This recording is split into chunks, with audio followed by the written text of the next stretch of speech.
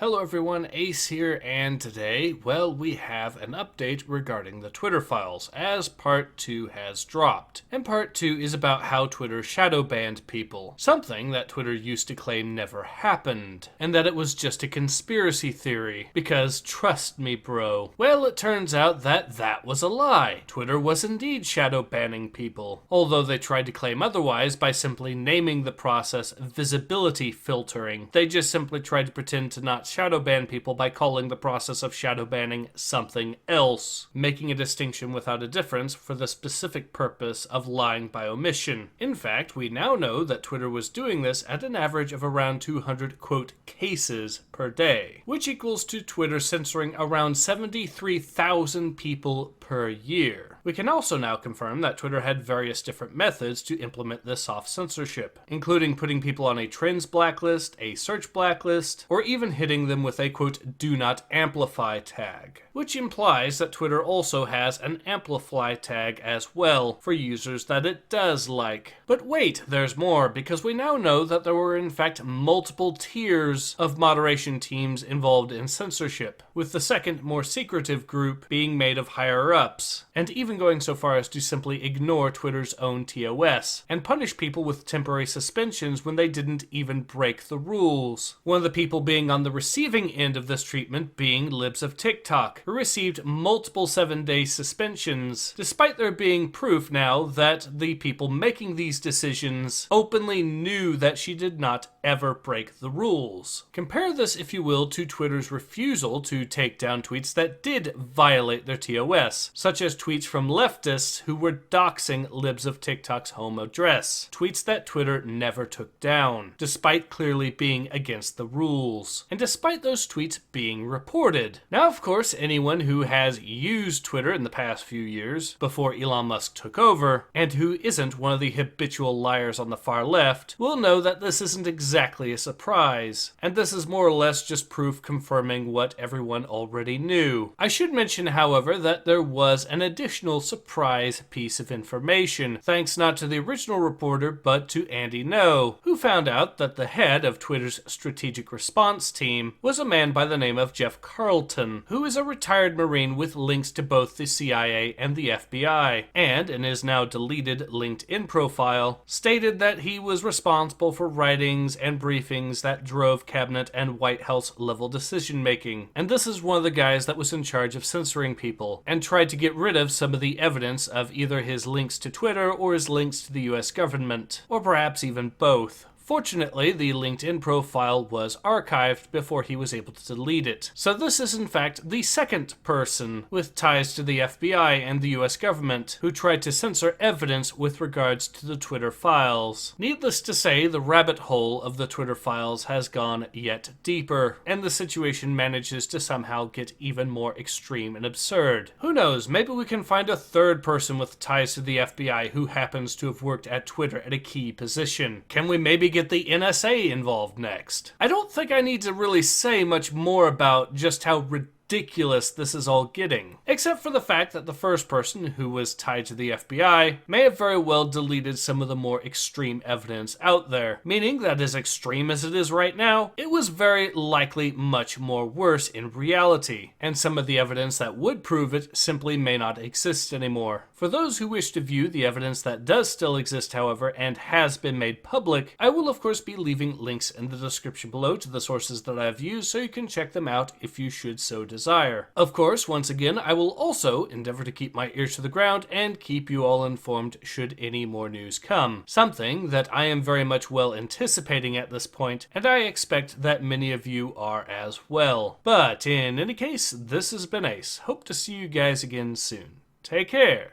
Ace out.